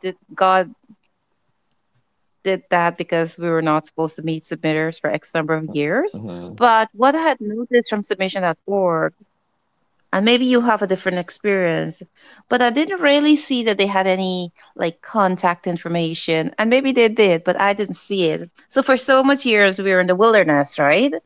So with Mm-hmm. submission.ws, and it's a question I'm asking, is there like when someone go into that website, is there like any contact information like a email address that if someone have any question, they can contact you or someone else who have access to that email? Yeah, yeah. I mean, there's a contact us page, and there's a link on Okay. top that says contact us, and then yeah, that gets sent. Um, but yeah, there is.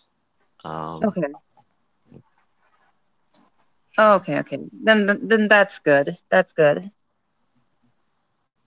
And I actually was on a Masjid Tucson website and I saw a verse and I said sometimes this verse can be, taken out of place based on how people are seeing it. So I want if anyone can shed some light on the verse. It is Surah 49, verse 10. I seek refuge in God from Satan the rejected. The real family, verse 10. The believers are member of one family. You shall keep the peace within your family and reverence God, that you may attain mercy. So, so, a lot of people would say, like, based on the circumcision debate and the meat issue and the adultery issue and things like that, it's based on this verse, it's like we should keep quiet, keep the peace.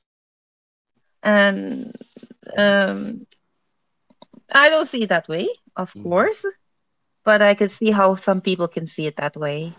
Right. oh I mean, it yeah, does talk about the believers, it talks about the so believers and right, not the those. hypocrites Mhm. or people who are idol worshippers. And I mean, for the circumcision debate and for the meat debate, I mean, and for the adultery issue, whatever, all these issues like that are, clearly deviating from the Quran. I mean, these are committing idol worship.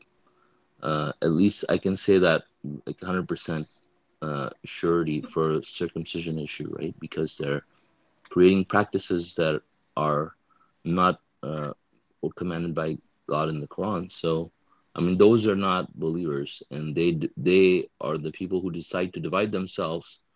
And for those types of people, God says you run for your life because they're opposing God and His messenger. I mean, I would say the same for people for Tucson or any other place if they decide to do that too.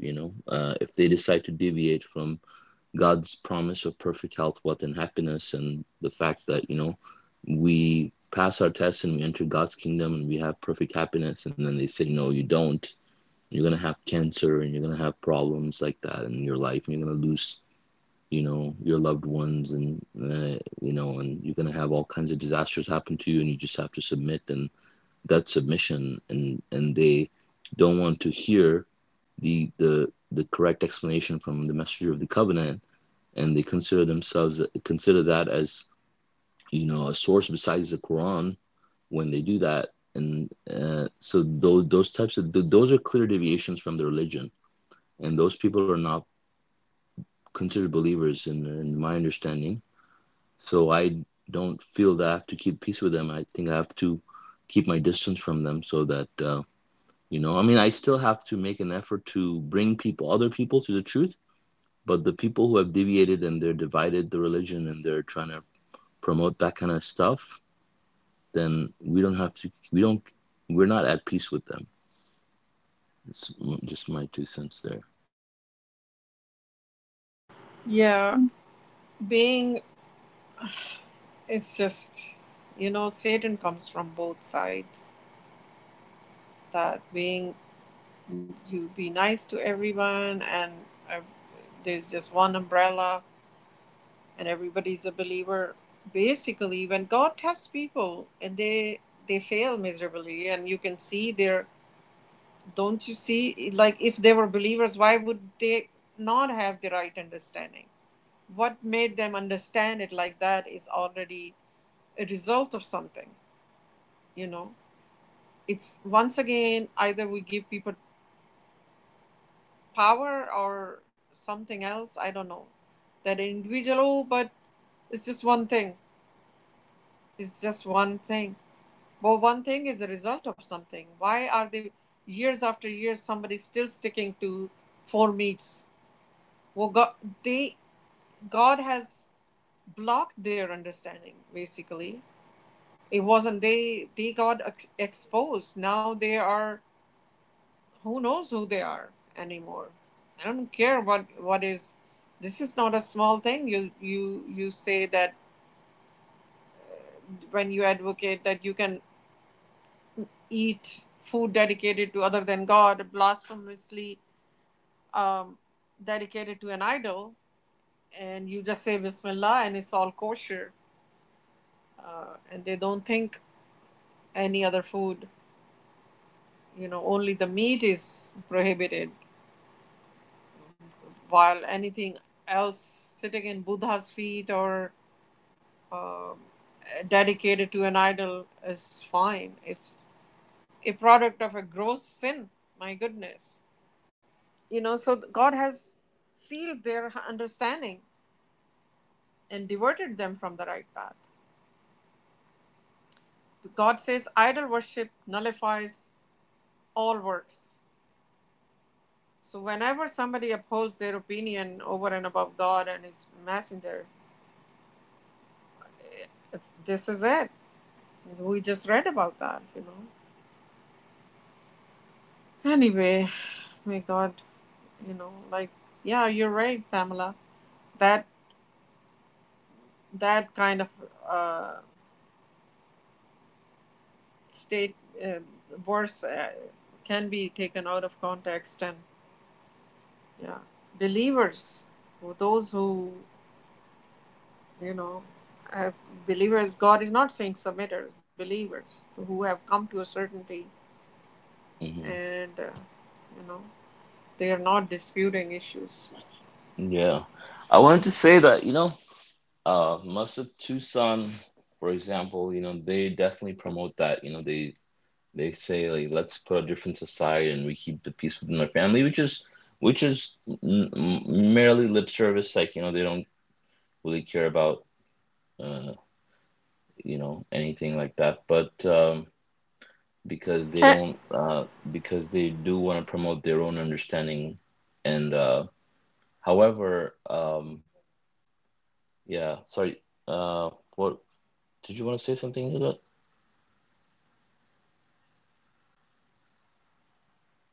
Hello?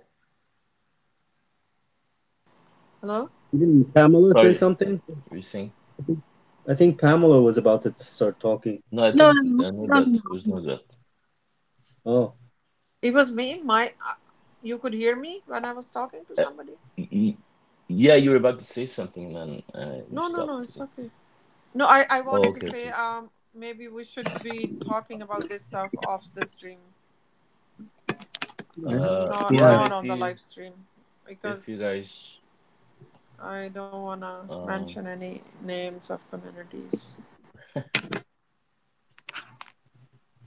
okay. Well, I mean, Pamela did mention the community, so that's why I had to address it. But Well, because she anyways, the said that village. they use that verse, right? On their, when you said you read it on their website, means that they advertise it when they talk about their conference.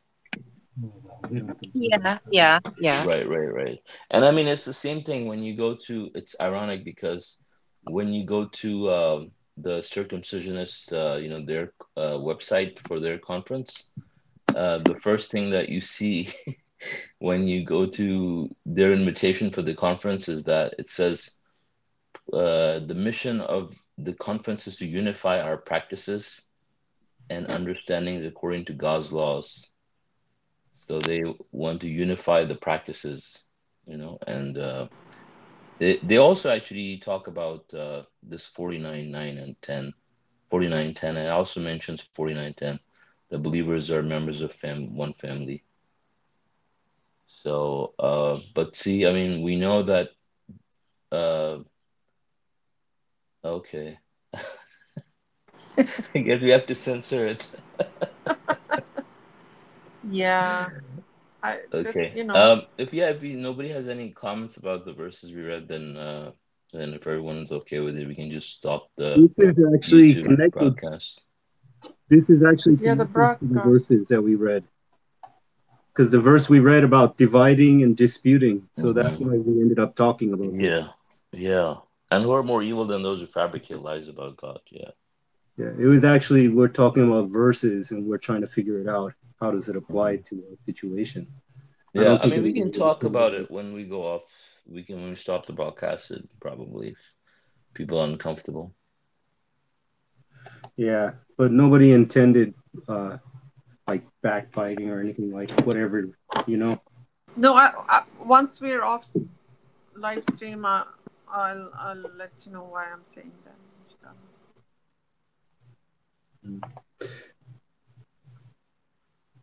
Okay, so you guys want me to stop the broadcast? Just give me 1 second. Well, if we're gonna only apply it among us, if we're gonna say that this verses that was just read 48, what is it, 49? 49:10. So if people among us today are doing certain things and we have to be united and force ourselves to be united with people who are making innovations and adding to the religion and changing rules and giving interpretations that are twisted, then why is it that we're only forcing ourselves to be family with them, but then when it comes to Mohammedans, we don't be family with them, as if their sins are better than the sins of the other people? It's like, so they're kind of selfish that, no, I'm accepted by God and you have to be united with me, but those guys are going to hell. There's even just the steps of ablution is, if they change that, even that's wrong. Mm-hmm. And then they'll gladly mock those people who are doing wrong. And then they think that, oh, no, you can't divide from us. You can't dispute with us. It's kind of like a weird, how do you say, this kind of club that they're trying to make there with that kind of an exclusive club. You know what I mean? Like, your evil is okay and their evil is not. You get it? What I'm saying? What I'm getting at there? Mm-hmm. Yeah, I mean, submission is not a label. It's a description of submission to God. And so yeah. So these people who worship God alone and don't set up idols besides God, and they're submitters. And a definition of a submitter is someone who does not find anything objectionable in the Quran, right? And so when you have groups that clearly go against the Quran, then they take themselves out of the bounds of submission. So then how can you keep peace in that respect? I mean, like, how do you unite with them, basically? You're not united with them. I guess I'm just trying to stick to the question that was asked. Yeah, Without getting into specifics. Yeah, it's just very. So if somebody's adding circumcision to the religion and we know it's not in the Quran, like, and then we're being told all these verses about division and unity and the believers are one family and do not dispute and divide into sects. So we have to be united with those people who are advocating circumcision. Then how come those people can say that, but they cannot say the same with the ladies wearing hijabs and praying to Muhammad? It's arrogance to think that we have to be united with you, but you're special, better than them. And we don't be united with them. Yeah, and I think in respect to circumcision, also, I just want to just talk about circumcision is like, if there's a community that believes that if you believe in circumcision, it's okay. If you don't believe in circumcision, it's okay. We're united with you. I mean, there's definitely something wrong with that picture also, and I think Yeah, that picture is that's readily available everywhere. that picture. Yeah, I mean, that's the picture that's being promoted in the mainstream, submission, that's being promoted, at least one of the conferences. So they basically don't take a stand for circumcision or against circumcision because they say it's up to you Really, because they up want to to be, you. yeah. So Force your religion on your child without their yeah, permission. Torture them. It's not up to you. It's up to your parents. Yeah. yeah. And so the By the cycle time it's your continues. decision, it's already been done. Go ahead. Sorry. I know. What Yeah, were I you They mean, don't they saying? even consider it understand. as a form of, dividing, like what Edward was saying, right? I mean, they just, if you talk about, oh, you're creating division. So, like, I can guarantee that if anybody goes to one of these conferences, they decide to talk about circumcision, they'll be shut down. Like, they'll be, at least either they'll be shut down, or they'll be attacked for talking about it, because people will get offended because some people will believe in circumcision and some people won't. Some people are avid supporters of circumcision and some people might be against it. But the people who are obviously the supporters will actually get upset and confront. I mean, I'm just talking from years of experience. I know. And most people, But some people, it almost sorry, go sounds like ahead. I've seen the future. Back to the future. Yeah. Where we going now, It's very Marty? You don't predictable. need no roads. Yeah. Anyways, so you guys still want to continue or stop the broadcast? No, the broadcast. Oh, Oh, what do you say, Edward? You want the broadcast to be going on? thank you, Nujrat. It's up to you guys. I don't care. I'm all right with it.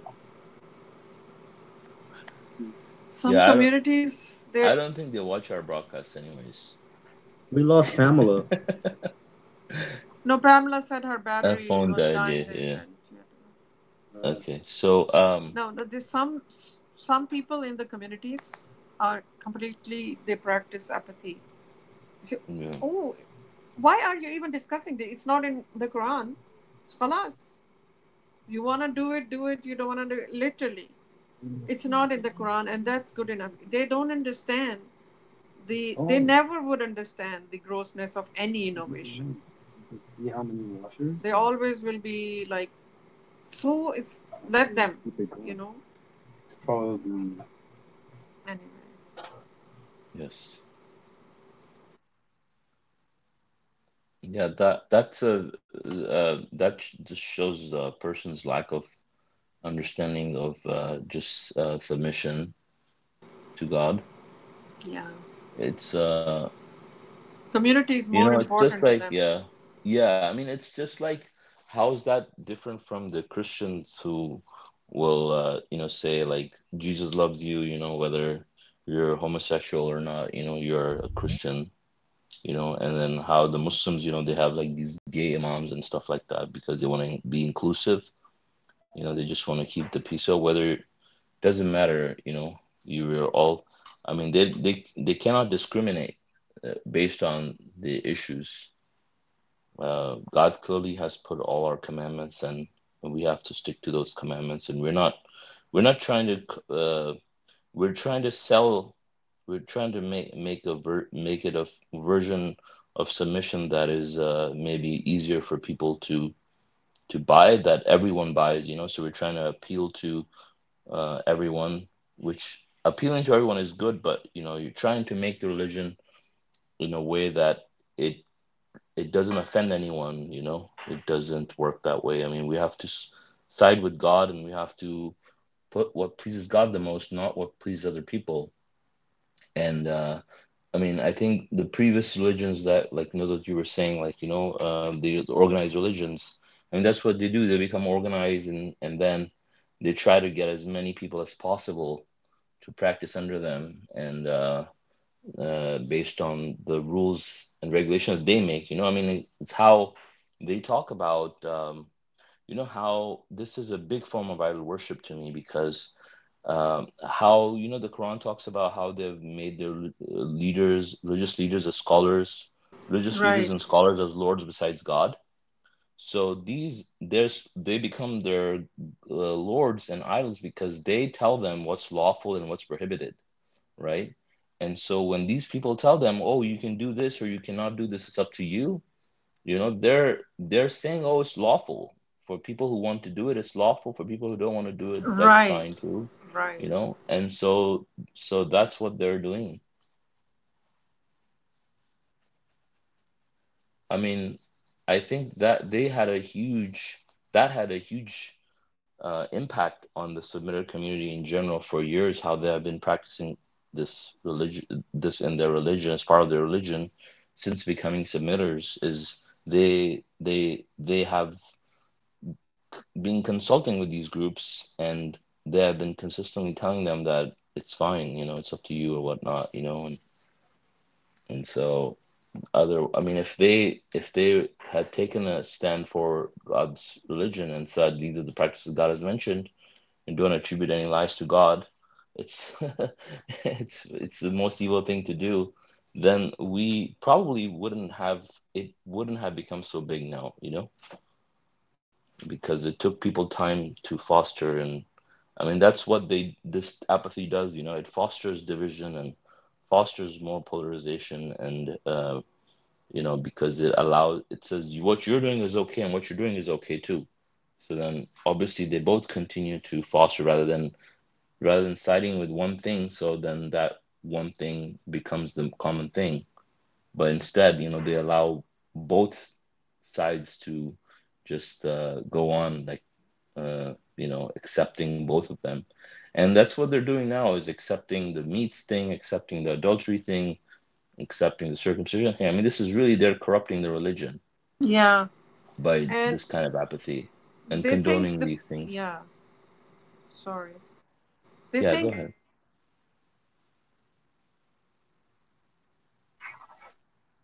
I am back on. My phone had died. Okay, we're still Did on I miss you, YouTube, Mom? so Oh, we're still on YouTube? yes. I can turn it off Okay. now, inshallah. I think we've talked about this enough.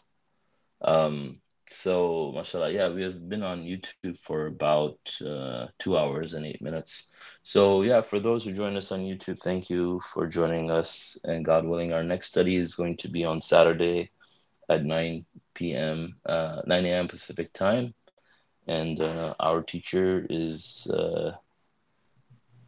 going to be Edward. no. Uh, Hey, by the way, I'm the moderator. Why are you doing my job right now? oh, I didn't realize. Yeah, you're right. Well, it's too late I'm now. kidding. Okay. So, yeah, next is I think it's my turn. Unless Pamela wants to do it for a change. Oh, No, not ready. Why not? come on. Okay, all right. Okay, Boo. inshallah. Uh, okay, inshallah, we'll pick something for Pamela later, God willing.